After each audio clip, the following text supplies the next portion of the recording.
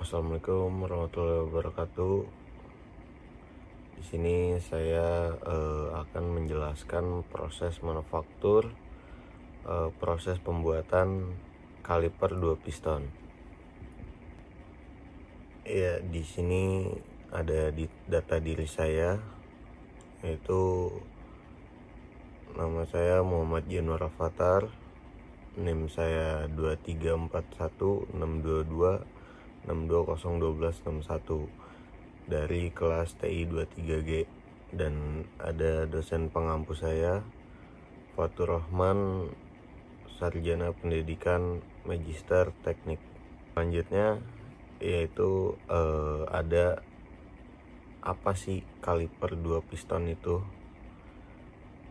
Nah, di sini saya akan menjelaskan, yaitu kaliper 2 piston adalah komponen rem cakram pada kendaraan. Biasanya motor yang memiliki 2 piston untuk menekan kampas rem ke cakram, dalam kurung disc brake. Satu as rem ditekan. Sederhananya, kaliper yaitu rumah atau wadah tempat piston dan kampas rem. Selanjutnya ada piston, yaitu komponen silinder yang kecil yang bergerak karena untuk menahan tekanan dari minyak rem tersebut, mendorong kampas rem ke cakram untuk memperlambat atau menghentikan roda. Selanjutnya yaitu ada material apa yang digunakan. Materialnya ada 5 terutamanya, yaitu yang pertama ada aluminium alloy dengan kode 6061 T6 atau 7075 T6. Yang kedua ada cast iron atau besi baja cair ya. Yang ketiga ada steel, yang keempat ada titanium, yang kelima ada anodized coating. Kenapa alasannya memakai material yang tadi saya sebutin? Karena alasannya yang pertama ringan, karena untuk mengurangi bobot kendaraan, dan kedua juga ada konduktivitas panas yang baik gitu, membantu pelepasan panas dari pengereman. Yang ketiga ada tahan dari korosi.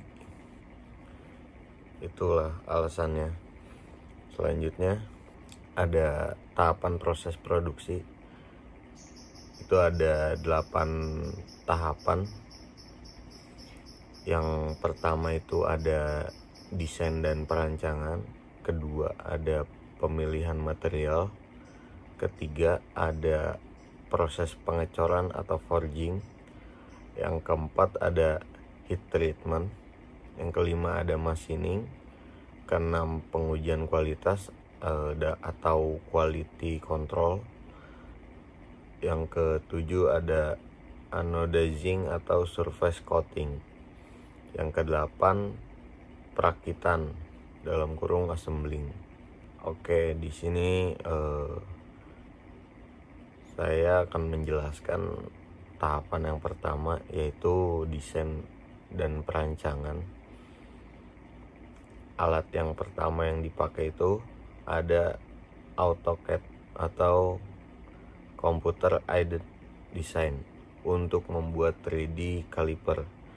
Terus alat yang kedua juga ada CAE, Computer Aided Engineering, seperti FEA, Finite Element Analysis.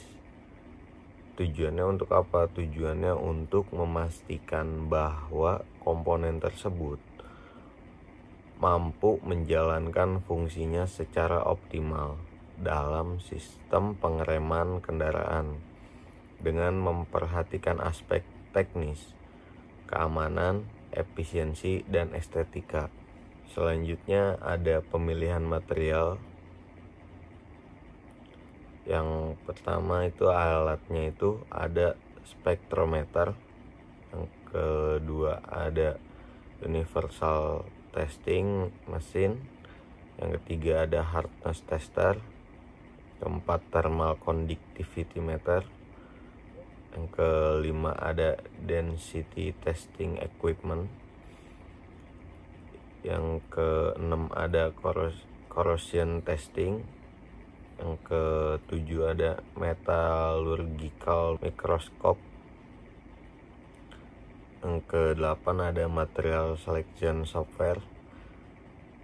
Itu adalah 8 alat yang harus digunakan untuk pemilihan material agar tidak terjadinya pemborosan, agar tidak terjadinya gompal atau korosi. Tujuannya itu ada menjamin kekuatan dan ketahanan, tahan terhadap suhu tinggi, ketahanan terhadap korosi, efisiensi berat, efisiensi biaya produksi, kompatibilitas dengan proses manufaktur, kemudahan perawatan dan penggantian. Itu adalah tujuan dari pemilihan material. Selanjutnya ada proses pengecoran atau forging. Pengecoran adalah pembentukan dari aluminium cair menjadi material yang utuh yang sudah jadi. Apa sih alat yang digunakan? Yaitu alat yang digunakannya antara lainnya ada furnace atau tungku. Kedua ada molding, mold atau cetakan. Ketiga ada crucible. Yang keempat ada pouring equipment. Yang kelima ada degassing unit. Yang keenam ada cooling system. Kemudian ada proses peleburan logam, pencetakan material, dan tujuannya membentuk komponen kompleks dengan presisi, mengurangi pemborosan material, efisiensi produksi massal. Itu adalah tujuan dari proses pengecoran atau forging. Selanjutnya ada heat treatment. Mesin yang digunakan antara lain itu salah satunya ada furnace atau tungku, lebih tepatnya tungku pemanas. Terus kedua ada quenching tank. Yang ketiga ada tempering furnace. Itu adalah alatnya. Prosesnya itu pemanasan untuk penguatan material.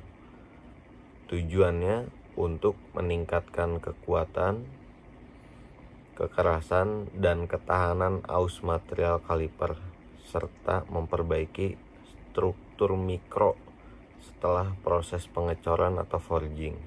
Selanjutnya ada proses machining.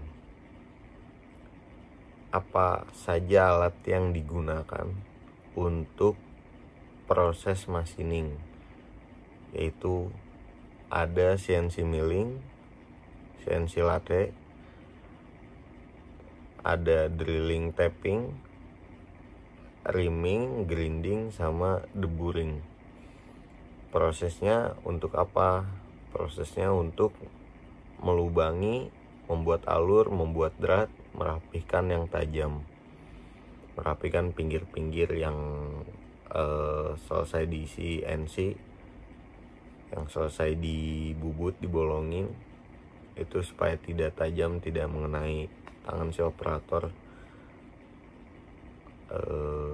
makanya dirapihkan untuk mengurangi potensi bahaya.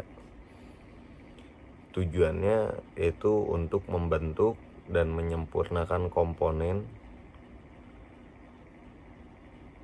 untuk tujuannya untuk membentuk dan menyempurnakan komponen kaliper agar memiliki dimensi presisi, permukaan halus, serta lubang dan alur yang sesuai dengan spesifikasi teknis. Selanjutnya ada pengujian kualitas atau quality control. Alat yang digunakan itu ada banyak, terutama ada Coordinate Measuring Machine atau CMM. Selanjutnya ada Universal Testing Machine atau UTM. Selanjutnya ada Pressure Test Bench. Selanjutnya Surface Roughness Tester. Dan terakhir ada Lag Test atau Bubble Sensor. Prosesnya pengecekan material dalam kurung kekasaran, dimensi lubang, kedalaman lubang, dan kebocoran. Tujuannya untuk memastikan dimensi kekuatan, kekedapan, dan performa kaliper sesuai standar, aman digunakan, dan bebas dari cacat produksi. Selanjutnya ada anodizing atau surface coating, yaitu proses untuk pengecatan untuk menutupi pori-pori atau menutupi material yang dari bahan mentah menjadi barang yang bagus atau barang jual yang mahal. Terutama alat yang digunakan itu atau mesin yang digunakan ada tangki anodizing, elektrolit, katoda, biasanya timbal atau stainless. Selanjutnya ada tangki pewarna. Prosesnya itu untuk pewarnaan atau pengecatan material, menutupi pori-pori material. Tujuannya untuk memberikan perlindungan terhadap korosi, menambah kekerasan permukaan, serta meningkatkan penampilan warna dan mengkilapnya pada permukaan kaliper berbahan aluminium. Selanjutnya ada assembly atau perakitan. Alat yang digunakan itu ada torsi, terus ada pneumatic press, terus ada grease gun atau oli applicator. Selanjutnya ada seal installer tool, ada kunci L atau obeng atau kunci ring, dan juga lag test. Proses perakitan material, baut, minyak, piston, dan seal. Tujuannya untuk merakit semua komponen kaliper agar menjadi satu kesatuan yang siap dipasang di sistem pengereman dan berfungsi dengan aman dan optimal. Nah, ini hasil dari proses manufaktur kaliper 2 piston. Dia dari produk Nissin. Ini salah satu contohnya, salah satu contoh dari kaliper 2 piston ini.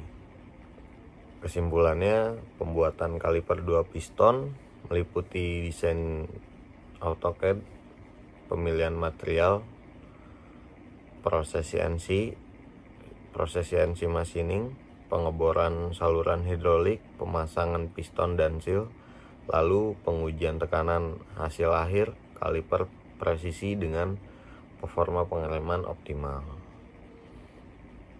Mungkin segitu saja yang bisa saya sampaikan. Mohon maaf bila ada salah kata, baik disengaja atau tidak. Tolong dimaafkan. Terima kasih.